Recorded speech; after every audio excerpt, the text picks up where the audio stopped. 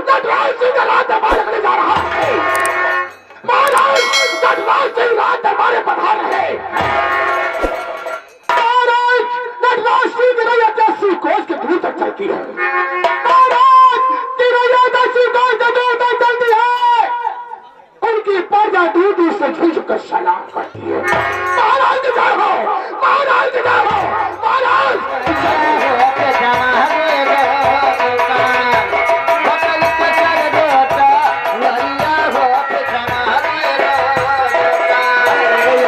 दुकनिया पे नरम नरम घुघुरी दुकनिया पे नरम नरम घुघुरी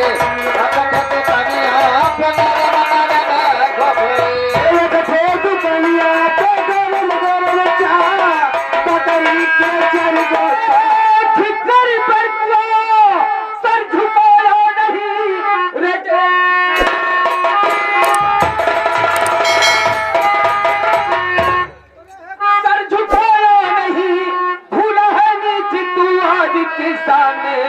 आज कोड़े से चमड़ी उड़ाऊं तेरा जान ले लूंगा मैं तेरी।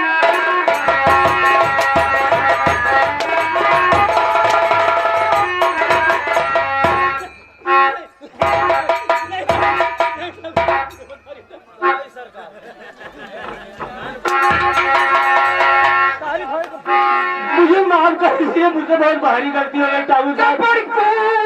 चहर लगती है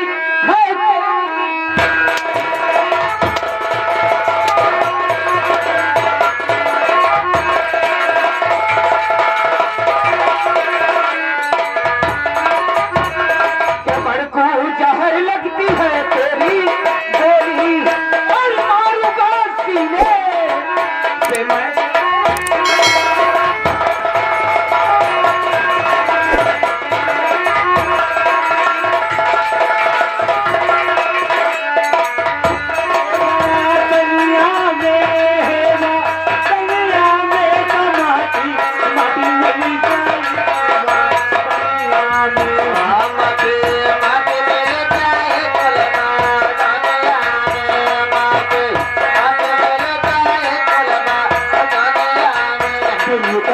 कैसा चांदी सोना ताही खोजला हर कोना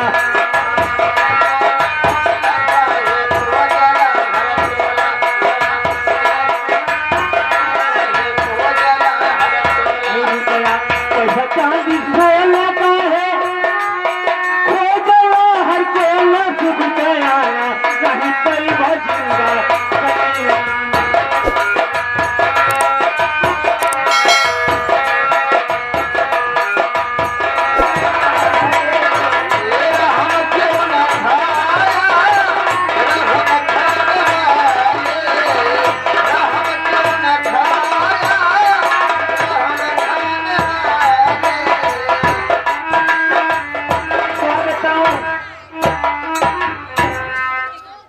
आज मेरा जी बहुत घबरा रहा है। बेटा जान लो चेहरा क्यों पिता तेरे आए नहीं जो तन गए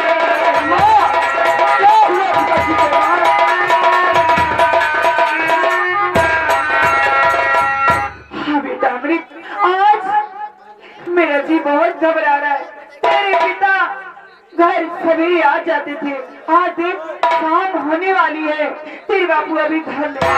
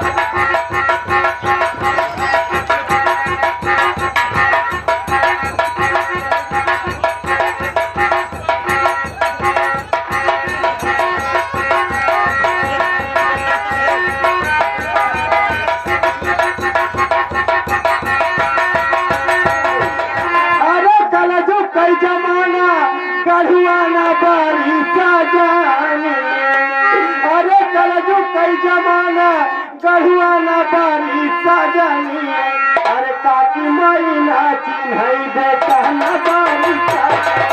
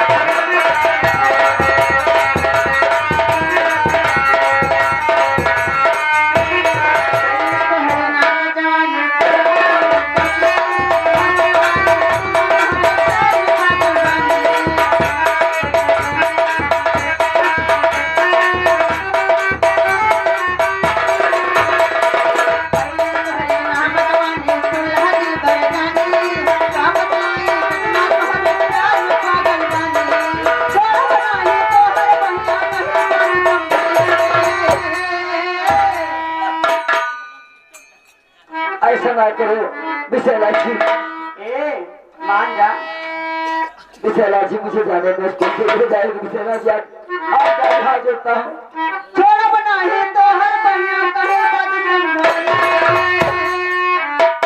कहाँ जा बाजा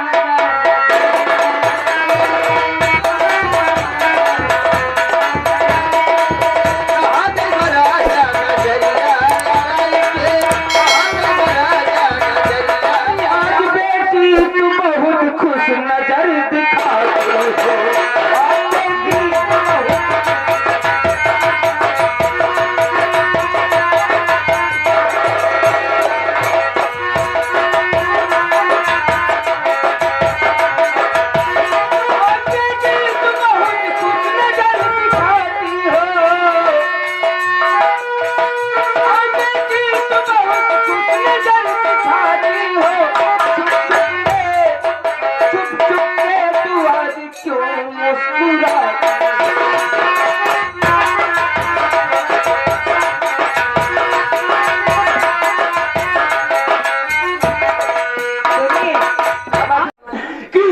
कि मैं सजा भुगत रहा हूँ।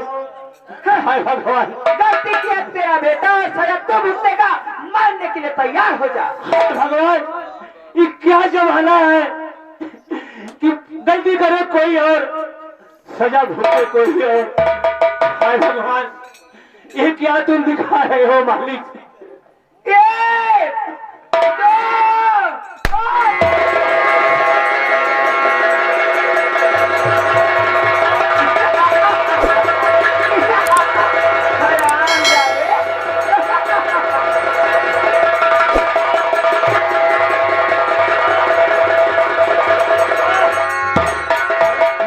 तूने अच्छा जो उसको है